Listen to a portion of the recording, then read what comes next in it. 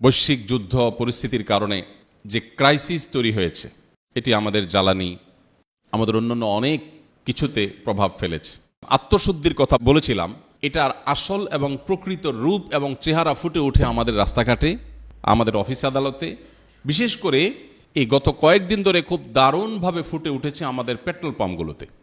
Petrol পাম্পগুলোতে কি আপনারা তাকওয়ার চিত্র দেখতে পেয়েছেন? পান নাই?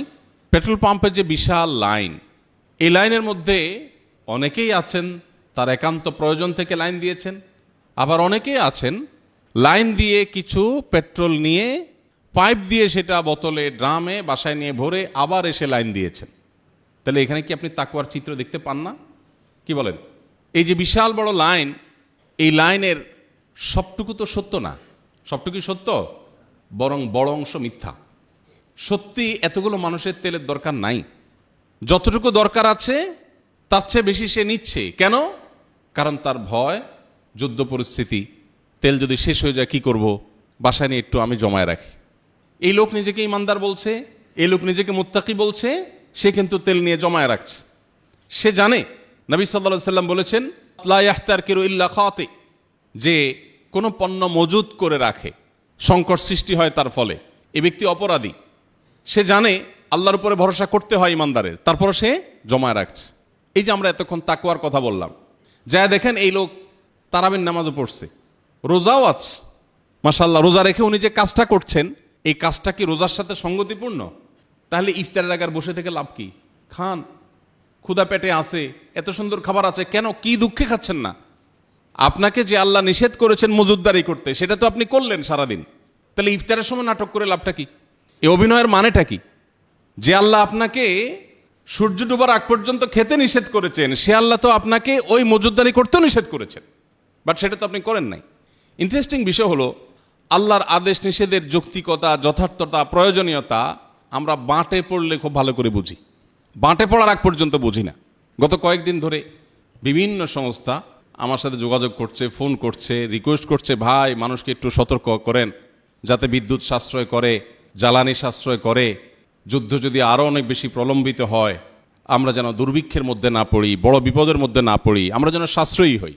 আমি বলি হ্যাঁ, যেই কথা আমরা 12 মাস বলি, কোরআনে আল্লাহ তাআলা প্রতিটা সূরাতে বিভিন্ন জায়গাতে আল্লাহ বারবার করে সতর্ক করেছেন। সেই সতর্কটা আল্লাহ তাআলা যুদ্ধ পরিস্থিতিতে করেন নাই। কুলু ওয়াশরাবু ওয়ালা তুসরিফু, খাও, পান করো, কিন্তু অপচয় করো না। এই নিষেধাজ্ঞা তো শুধু যুদ্ধ পরিস্থিতির জন্য না। তো আমরা যখন বাঁটে পড়ে যাই, ঠেলায় পড়ে যাই, বিপদে পড়ে যাই, চিপায় পড়ে যাই, তখন আমরা বুঝি না না, পরিমিত হইতে হবে। আল্লাহ মাফ করুন, এই যুদ্ধ পরিস্থিতি যদি আরো প্রলম্বিত হয়, আরো দীর্ঘায়িত হয়, আপনি নিশ্চিত থাকেন এই দেশের সকল ইনফ্লুয়েন্সার, সকল পলিটিশিয়ান, সকল হুজুর, এমনকি সকল গায়রে হুজুর, সবাই দেখবেন সোশ্যাল মিডিয়ায় এসে কান্নাকাটি শুরু করছে, প্লিজ সবাই পরিমিত হন, এসি পারলে 2টা চালান আর 2টা বন্ধ রাখেন, পারলে ফ্যান কম চালায় থাকেন, কারণ আমাদের বাঁচতে হবে। যে জিনিসটা ইসলাম সারা বছর করতে বলেছে, ওইটা আমরা ঠেলায় পড়লে করি, ওইটা আমরা চাপে পড়লে করি, প্রেসারে পড়লে করি। এই জায়গা থেকে ইসলামের শাশ্বত সে দিকগুলো বারবার আমাদের কাছে পরিষ্কার হয়। কেন ইসলাম আমাদের জীবনে সবচেয়ে প্রাসঙ্গিক হওয়া উচিত? আল্লাহ তাআলা আমাদেরকে এ ধরনের পরিস্থিতিতে নিজের তাকওয়ার পরিচয় দেওয়ার তৌফিক দান করুন। আমাদের তাকওয়ার মিটার এখন পেট্রোল পাম্পে চলে গেছে।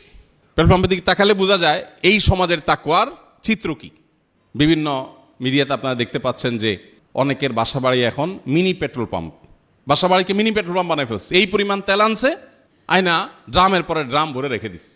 তো আমাদের বিশেষ করে বাংলাদেশের এবং সাবকন্টিনেন্টের প্রেক্ষিতে একটু প্রকটভাবে ইসলাম চর্চার নামে এই যে দ্বিচারিতা বা আংশিক ইসলাম চর্চা, এটা আমাদের মধ্যে প্রচণ্ড প্রকট। রমজানে এত মুসল্লি, রমজানের পরে সব কোথায় চলে যায়? হাওয়া হয়ে যায়। প্রত্যেকটা ক্ষেত্রে আপনি দেখবেন যে আমাদের জীবনে অল্প একটু ক্ষেত্রে ইসলাম আছে, অন্য ক্ষেত্রে ইসলাম নাই। আল্লাহ বলেছেন উদখুলু ফিস সিলমি কাফা, তোমরা ইসলামে প্রবেশ করো পরিপূর্ণরূপে। অতএব এই যুদ্ধ পরিস্থিতিতে আমরা নিয়ত করি, শুধু যুদ্ধ পরিস্থিতি না, সারা জীবনের জন্য আমরা প্রতিটা জিনিস খরচ করার ক্ষেত্রে, ব্যয় করার ক্ষেত্রে হিসেবী হব, সংযমী হব, এবং কখনো অসহিষ্ণু হব না, অসহনশীল হব না, লোভী হব না, ভবিষ্যতের চিন্তা অতিরিক্ত কাতর হব না, বরং আল্লাহর উপরে ভরসা করা শিখব ইনশাআল্লাহ। আল্লাহর উপরে ভরসা কিন্তু সবাই করে। ওই যেই লোক তেল জমাইতে জমাইতে নিজের বাসারে পেট্রোল পাম্প বানায় ফেলছে, সেও কিন্তু আল্লাহর উপর ভরসা করে। কখন? তেল যখন কমতে কমতে একদম ড্রামের গোড়ায় বেঁধে যাবে। বাইরের পেট্রোল পাম্প তো অনেক আগে শুকিয়ে গেছে, ওনার বাসারটাও যখন শুকাইতে শুকাইতে শেষের দিকে আসবে, তখন দেখবেন উনি পরিপূর্ণ ইমানদারের মতো আল্লাহ রাব্বুল আলামিনের প্রতি পূর্ণ তাওয়াক্কুল করবেন, বলবেন আল্লাহ ভরসা।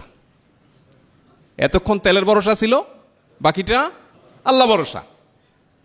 মসজিদের সামনে থেকে জুতা চোরে নিয়ে গেছে, জুতা চোরের 14 গোষ্ঠীর নাম ধরে ধরে লিস্ট করে একদম গালি দিয়া শেষ। অনেকক্ষণ পরে হুঁশ ফিরে আসছে, গাইলাম যে এতক্ষণ নিজের মুখটা নষ্ট করলাম, লাভ হলো কি? চোর তো নিয়ে বেচাও শেষ, তো ধরার উপায় নেই। তো যেহেতু আর কিছু করার নাই, এবার বলে যাক আল্লাহর জন্য মাফ করে দিলাম। দুনিয়ার সব মানুষ সোজা হয় আসলে কখন? পাটে পড়লে। আর সুদিনে সোজা হয় না।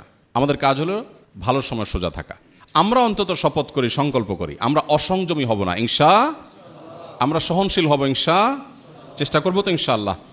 এটাই হলো রোজার বার্তা, এটাই হলো রোজার মেসেজ, এটাই হলো রোজার মূল লক্ষ্য।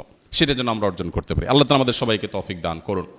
নবী করিম সাল্লাল্লাহু আলাইহি সাল্লাম সমুদ্রেও যদি কেউ উযু করে, তাকেও পানি অপচয় করতে নিষেধ করেছেন। চিন্তা করতে পারেন আপনি, সমুদ্র যেখানে পানির জগৎ, সেখানেও উযু করতে গিয়ে অপ্রয়োজনে অতিরিক্ত পানি ব্যবহার করতে নিষেধ করেছেন। নবীজি সাল্লাল্লাহু আলাইহি সাল্লাম উযু করতেন, ছোট এক গ্লাস পানি লাগতো, এক মগ পানি দিয়ে তার গোসল হয়ে যেত। এটা তার চিরাচরিত অভ্যাস ছিল।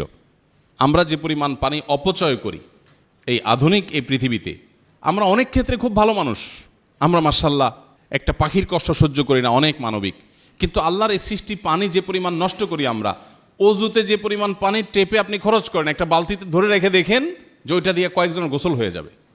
যতটুকু অপচয় আপনি করবেন, আপনার জীবনে এমন পরিস্থিতি অবশ্যই আসবে যে যতটুকু অপচয় করেছেন ততটুকুর জন্য আপনাকে ক্রাইসিসে পড়তে হবে।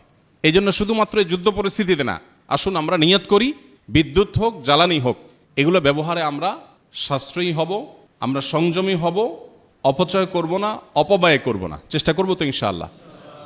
এটা আমাদের নিজেদের প্রয়োজনে করতে হবে, এটা তাকওয়ার প্রয়োজনে করতে হবে, আল্লাহকে সন্তুষ্ট করার প্রয়োজনে করতে হবে। আল্লাহ আমাদের সবাইকে করার তৌফিক দান করুন।